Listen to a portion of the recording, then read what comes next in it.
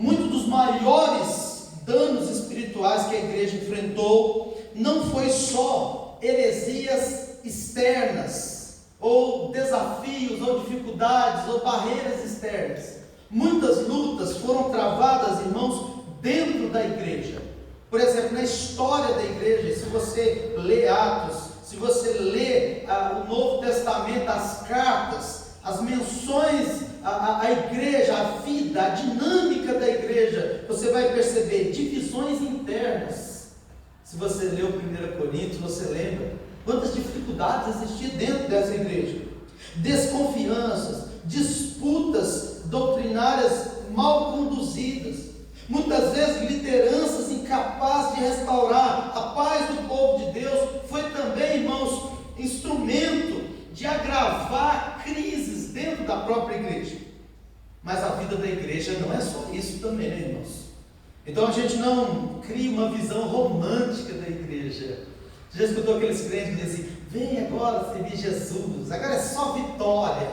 Onde está esse cristianismo que é só vitória? Será que você não tem derrota, tropeço, você nunca ralou o joelho? Será que você nunca caiu, nunca tropeçou em nada? Será que a gente nunca errou uns com os outros? A vida da igreja, irmãos, tem altos e baixos. A vida cristã, irmãos, é agridoce. Tem hora que é doce e tem hora que é amargo. Mas, irmãos, na contrapartida, nós vemos momentos também extraordinários que Deus vai levantar homens para curar as feridas da igreja, homens que Deus usa para restaurar o seu povo. Neemias é um exemplo. Nós podemos citar a própria história, irmãos, do despertar espiritual da reforma protestante, os pré-reformadores, como Deus foi incomodando, foi despertando os corações, como o Espírito Santo foi trazendo iluminação ao entendimento, abrindo os olhos, e esses homens começaram a pregar uma verdade difícil de digerir, mas foram usados poderosamente, irmãos, no meio de crises, de dificuldades, no meio de situações adversas, no meio do período de trevas. Tem uma expressão muito interessante, irmãos, que geralmente os estudiosos usam para se referir à forma como Deus traz um reavivamento da obra dele na Idade Média. A Idade Média, ela foi chamada por muito tempo por historiadores como Idade das Trevas. Hoje os historiadores não se referem mais à Idade Média como Idade das Trevas. E no campo da teologia, há uma expressão latina muito interessante chamada post tenebras lux, que significa após as trevas, luz. Ou seja, a ideia é que a gente vê a luz de Cristo, do Evangelho brilhando, mesmo no contexto de desespero, de crise que acometeu a igreja. A igreja estava perdida, desorientada, a igreja não tinha a luz do Evangelho, mas então Deus operou, Deus levantou pessoas, Deus foi incomodando corações e usou esses homens como instrumento de restauração, irmãos.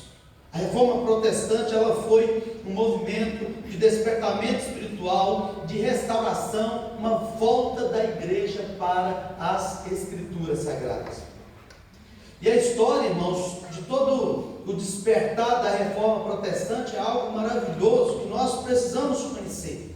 Mas especificamente, irmãos, nós temos ali no século XVII, na Inglaterra, Deus levantou um grupo, irmãos, que envolvia puritanos presbiterianos, anglicanos, congregacionais, erastianos, e Deus juntou esses homens, irmãos, 120 teólogos, numa assembleia que ficou conhecida como Assembleia de Westminster, no ano de 1643.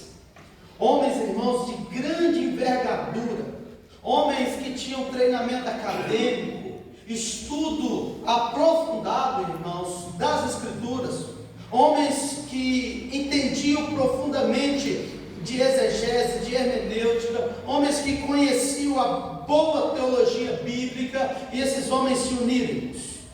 Só para você ter ideia, entre esses 120 que estavam na Assembleia de Westminster, na Abadia de Westminster, em Londres, homens como Samuel Rutherford, Thomas Goodwin, Anthony Burgess, e tantos outros, irmãos, a lista é gigantesca. E esses homens, irmãos, depois de debates intensos, eles, irmãos, debateram profundamente. Esses homens, irmãos, envidaram os seus esforços num tempo muito difícil, a sacrifício, irmãos, de deixar as suas esposas, as suas famílias, e gastar dias e dias e dias meditando em cima da sã doutrina, das escrituras, a fim de compilar um documento e entregar à igreja um documento que norteasse de uma maneira séria, bíblica, clara e profunda a fé da igreja. Esses dias eu estava escutando um palestrante falando sobre a Assembleia de Westminster. Ele disse, irmãos, que cada um daqueles membros que estavam ali participando dessa reunião, eles tinham que pagar do próprio bolso a lenha para que eles acendessem e aquecessem o ambiente onde eles estavam. Então veja, custou muita coisa. E esses homens então compilaram um documento, porque eles entendiam que no resgate da igreja, a igreja ela precisava ser resgatada e ensinada com verdade, com profundidade, aquilo que edificaria o coração da igreja. Então esses homens entendiam que a igreja precisava ser edificada novamente sobre a verdade das escrituras. Muito tempo desorientada, perdida. Há muito tempo a igreja não recebia o alimento da palavra. E não basta só ser aquele crente que eu vou na igreja e volto para casa. Esse tipo de crente não tem profundidade, irmãos. Na vida cristã há um imperativo bíblico dizendo para mim e para você, antes crescer na graça e no conhecimento de Cristo Jesus. Você tem que crescer, você tem que amadurecer na fé, você tem que ter uma fé cheia de convicção, você tem que ter raízes de tal maneira profunda que nenhum vento de doutrina afaste você do caminho da vida, da verdade do Evangelho, irmãos. E esses homens entendiam isso. E como fruto, irmãos, da Assembleia de Westminster, nós temos o documento que é o documento mais robusto na história da Igreja Reformada, que é a Confissão de Fé de Westminster. E nós temos também a compilação do Catecismo Maior e do Breve Catecismo. Tudo, irmãos, para que a gente seja de fato consolado com verdades bíblicas profundas, famílias sejam instruídas pelas verdades bíblicas aqui condensadas, irmãos. Esses homens nos facilitaram a vida, irmãos. Se você quiser saber, por exemplo, o que a Bíblia ensina sobre casamento, há um capítulo na Confissão de Fé sobre casamento. Se você quiser saber o que a teologia bíblica, o que a igreja presbiteriana, o que a igreja reformada crê sobre batismo, sobre a ceia do Senhor, sobre a Trindade, há um capítulo específico, irmãos, para que eu e você possamos nos deleitar, aprofundar nessas verdades. E cada sessão, irmãos, com vários e vários textos bíblicos. Por exemplo, o Breve Catecismo, irmãos, ele foi compilado para que as famílias fizessem culto doméstico, para que os pais tivessem à sua mão um rico material, irmãos, profundamente bíblico, para catequizar as crianças. E é muito interessante, irmãos, que quando a gente estuda o catecismo com as nossas crianças, eles ficam apaixonados, eles querem sempre saber. A gente faz a pergunta, eles querem dar a resposta, dão metade da resposta, e daqui a pouco eles conseguem dizer a resposta por inteiro. Esse é um exercício, irmãos, que não tem idade para decorar. É muito interessante, irmãos, perceber essa preocupação desses homens, porque eram homens da igreja. Eles não estavam ali reunidos, irmãos, para saber quem é que sabia mais, quem é que tinha uma cabeça maior do que o outro, quem é que sabia de cor todos os ensinos teológicos. Não tinha esse espírito de vaidade, irmãos. Cada momento que eles reuniam, que eles ajuntavam, irmãos, para debater os assuntos, era regrado com muita oração. Eles gastavam tempo orando. Portanto, irmãos, que uma das perguntas difíceis deles darem a resposta é: quem é Deus? Já parou para pensar? Se alguém te perguntar, você crê em Deus? Eu creio. As pessoas geralmente usam o genérico, nem eu creio em Deus. E crer em Deus não significa muita coisa nos nossos dias. E tem o Deus dos muçulmanos, tem o Deus do católico, tem o Deus não sei das quantas, tem Deus para tudo. Então a pessoa diz: vai com Deus. qual Deus? Você quer arrumar um problema, você diz assim, Jesus te abençoe. Aí você já arrumou um problema significativo. Então, irmãos, por exemplo, como é que você definiria Deus? E os teólogos, irmãos, não encontraram uma definição muito fácil. Então eles pediram a um dos irmãos para orar, e ele fez uma oração que se encontra na definição de quem é Deus, quando ele diz: Deus é Espírito, eterno, imutável, e começa a descrever os atributos de Deus conforme está nas Escrituras Sagradas. Por que eu estou dizendo isso, irmãos? Porque em Atos 15 há um concílio reunido, mas não é, irmãos, porque tem pessoas com sede de poder. Eles estão reunidos, irmãos, não é porque querem ficar sentados numa cátedra ou numa torre de marfim, debatendo assuntos aleatórios, para ver quem manda mais, para ver quem tem mais poder, para ver quem é mais inteligente, irmãos. A preocupação maior é cuidar, preservar a igreja é composta de famílias. Então, se você perceber, a resolução deles, irmãos, nós não vamos acrescentar, nós não vamos colocar um fardo pesado sobre as costas dos nossos irmãos gentios que se renderam a Cristo. Isso é suficiente, eles se arrependeram dos seus pecados, creram em Jesus, determinaram então que esses irmãos, eles não se envolvessem em qualquer tipo de festividade idólatra, em qualquer tipo, irmãos, de festa regada a orgias e promiscuidade, que vivessem vida santa. Vocês são de Jesus, vivam vida santa. Mas a preocupação, irmãos, e aqui que a gente percebe, porque toda essa decisão visava o cuidado, a comunhão, a unidade, irmãos, e preservar a igreja de Cristo Jesus. Olhe comigo, porque o texto bíblico diz assim, então, verso 22, então pareceu bem aos apóstolos, aos presbíteros, com toda a igreja, tendo elegido homens dentre eles, enviá-los juntamente com Paulo e Barnabé a Antioquia. Foram Judas, chamado Barsabás, Silas, homens notáveis entre os irmãos. O que é que nós vemos aqui, irmãos? Esses líderes vão tratar essa crise espiritual, irmãos, com responsabilidade pastoral. Perceba a unidade, irmãos, na liderança. Há um propósito. O texto bíblico diz que os apóstolos, os presbíteros e toda a igreja, eles estavam juntos. Era o mesmo zelo, era o mesmo cuidado, era o mesmo desejo, irmãos, era a mesma intenção. Irmãos, como é importante a igreja entender isso. O pastor, com o conselho, a junta diaconal, toda a liderança que Deus levanta na igreja, irmãos, nós somos servos uns dos outros. Liderança do reino de Deus, irmãos, é para servir uns aos outros. O reino de Deus não é composto de pedestal, a fim de que eu seja servido como se eu fosse a quarta pessoa da Trindade. Eu estou aqui porque eu sou melhor, sou mais importante, sou mais intelectual. Não, meus irmãos, o reino de Deus é composto de servos.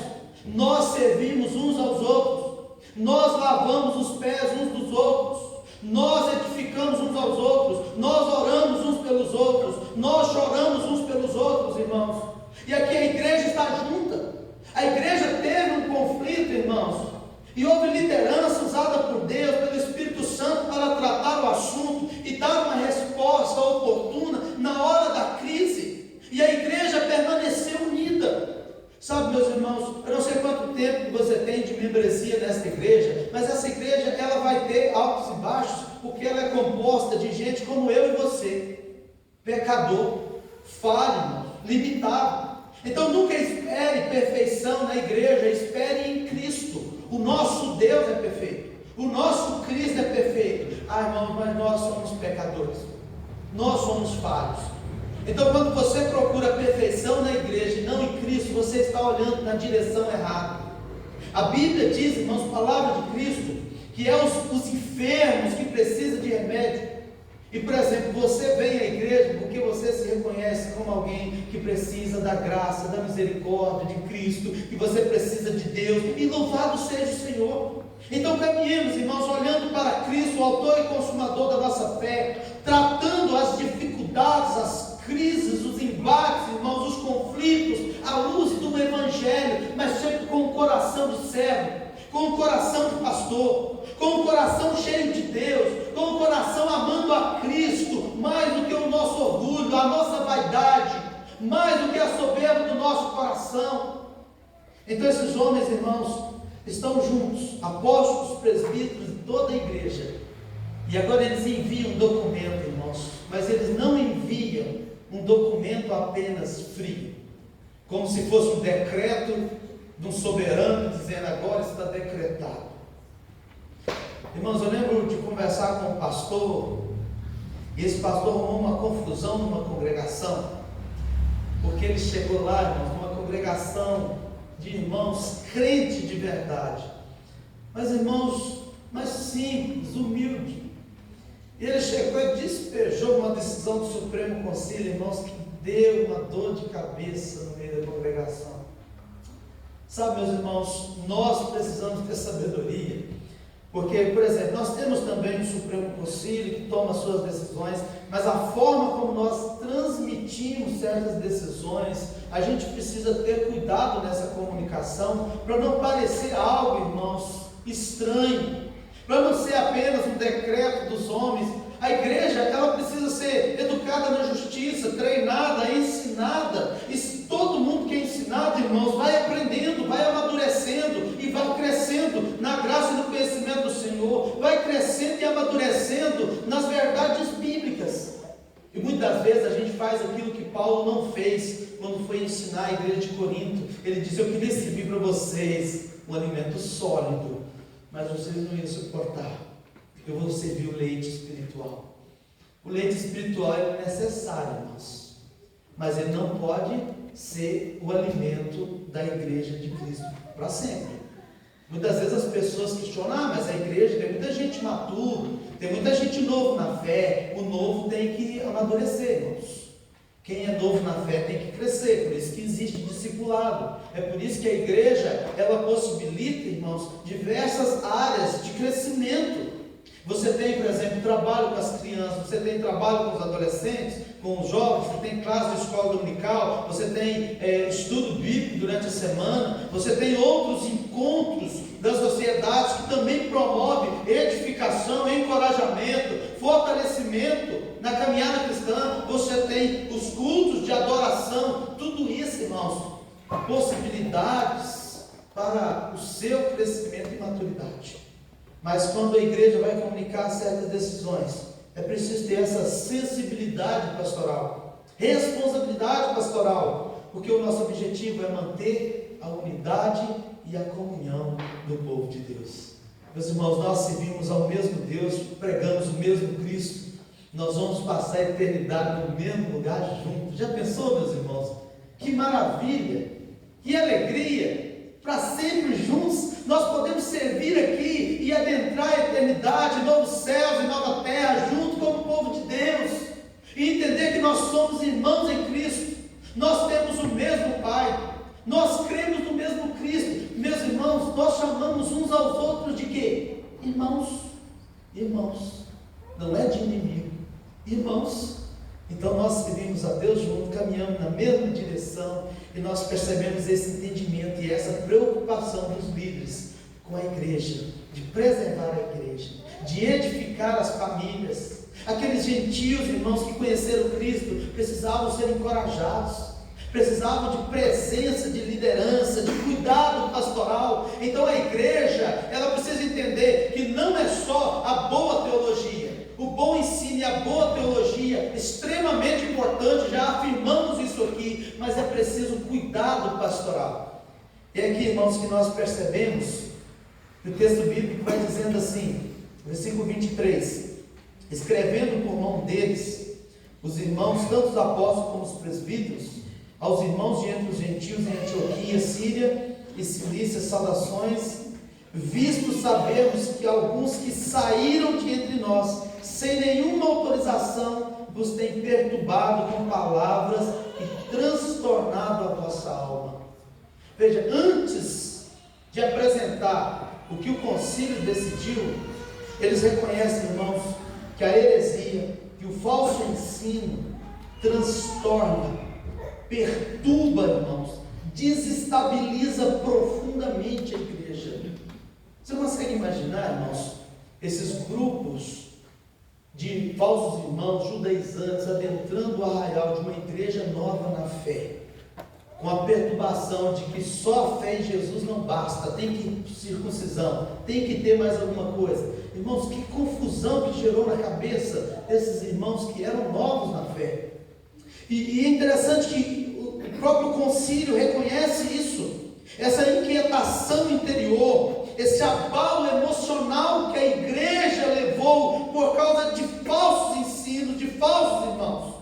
E o texto bíblico deixa claro, irmãos, que esse falso ensino, ele não destrói apenas ideias, destrói a alma, com a expressão transtornar ou transtornando a vossa alma.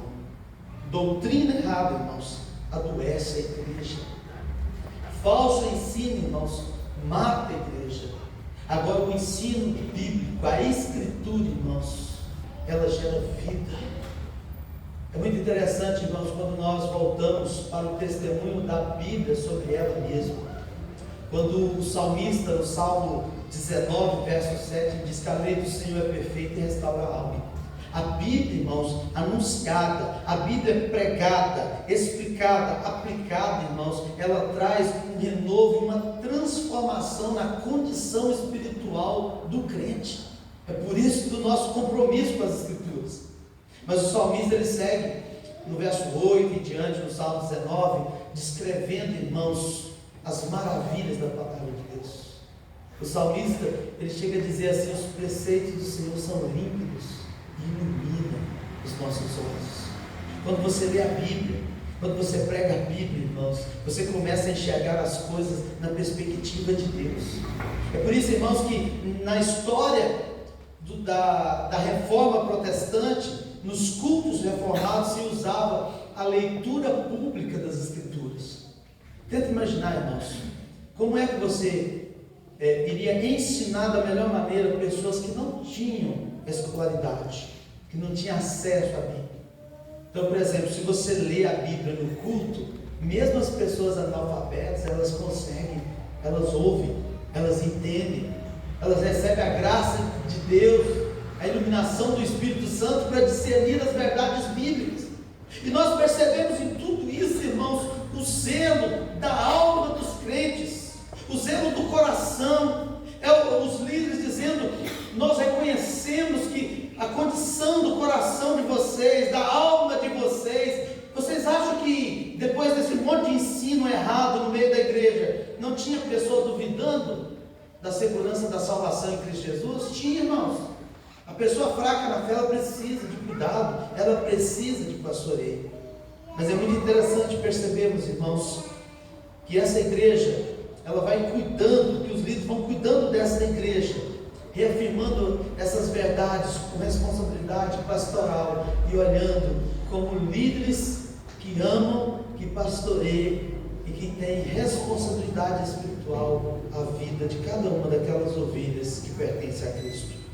Nós percebemos, irmãos, também que eles vão argumentando e mantendo a graça de Deus e a autoridade do Espírito Santo presente em tudo que eles estão fazendo. Amém. Graças a Deus. Então, irmãos, o texto bíblico diz, olha só, verso de número 26, diz assim: homens, esses homens que foram enviados para a igreja, homens que têm exposto a vida pelo nome do nosso Senhor Jesus Cristo, enviamos, portanto, Judas e Silas, os quais pessoalmente vos dirão também essas coisas. Verso 28, olha na sua Bíblia, irmãos: pois pareceu bem ao Espírito Santo e a nós não vos impor maior encargo, além dessas coisas essenciais. Irmãos, essa decisão do concílio foi uma decisão tomada debaixo da direção do Espírito Santo de Deus. Não é algo proveniente, irmãos, do coração daqueles homens. Eles estão olhando para a igreja e querem que a igreja perceba, irmãos, que aquele concílio reunido foi um concílio reunido debaixo da direção, da condução do Espírito Santo de Deus. É por isso, irmãos, que a igreja, ela deve sempre nas suas reuniões caminhar na dependência do Espírito Santo de Deus. A igreja, em toda e qualquer reunião, irmãos, ela deve orar, ela deve buscar a direção das Escrituras, ela deve depender do Espírito Santo, irmãos, porque nós não podemos abandonar, irmãos, a ação de Deus nas nossas vidas em tudo que fizermos. Qualquer decisão, nós precisamos levar tudo submisso à ação do Espírito Santo de Deus. Isso significa, irmãos, que a igreja estava ali reunida, submetida às Escrituras, conduzida pelo Espírito Santo, e que aqueles líderes tinham discernimento espiritual, pois eles reconheciam a direção soberana de Deus naquela decisão. É obra do Espírito Santo de Deus. Meus irmãos, é extremamente importante entender que depois que a igreja é cuidada, pastoreada, consolada, aconselhada, edificada, nós precisamos entender, irmãos, que a missão da igreja não acabou. É claro que todas as vezes que você sai da sua casa, você vem aqui, recebe uma palavra preciosa de Deus nessa igreja, você, a sua família, mas agora o que é que você fará com isso? E é aqui, irmãos, que nós percebemos, e eles vão encorajar a igreja a continuar sendo uma igreja missionária. A igreja se reúne para ser edificada, mas ela precisa sair para servir a Deus. A igreja, irmãos, é o instrumento que Deus usa na proclamação do Evangelho. E é aqui que nós vemos, irmãos, que a igreja que honra a Cristo, ela fortalece continuamente o povo de Deus mediante a pregação do Evangelho, e ela encoraja esses irmãos agora, fortalecido, encorajado, esclarecido, agora vão e pregam o Evangelho a toda criatura. Percebendo, irmãos, que é isso que Jesus faz com seus discípulos. Jesus passa 3 anos com aqueles discípulos que ele escolheu, e Jesus vai pregar, e Jesus vai dar o exemplo, e Jesus vai caminhar com eles, e depois Jesus vai dizer: agora vocês vão por todo mundo e pregam o Evangelho a toda criatura. Essa é uma ordem para mim e para você, meu irmão, minha irmã. Essa igreja permaneceu e completou um século de existência, foi porque pessoas que vieram, alcançadas pela graça do Senhor, foram alimentadas, pastoreadas, cuidadas, edificadas, e elas saíram, irmãos, saíram para pregar o Evangelho, saíram porque são semeadores, saíram porque entenderam que são discípulos de Jesus, a fazer outros discípulos nesse mundo tenebroso. Esplendor carece, irmãos, de ouvir sobre o Evangelho de Cristo. Não acha, irmãos, que pelo fato de ter tantas igrejas por aí, que isso é suficiente. No versículo 5 do capítulo 15, vai dizer, irmãos, que certos indivíduos que faziam parte da seita dos fariseus, que já estavam há tempo no meio da igreja, eles ainda não haviam entendido o Evangelho. E foi esse grupo, irmãos, que gerou grande transtorno no meio da igreja gentílica.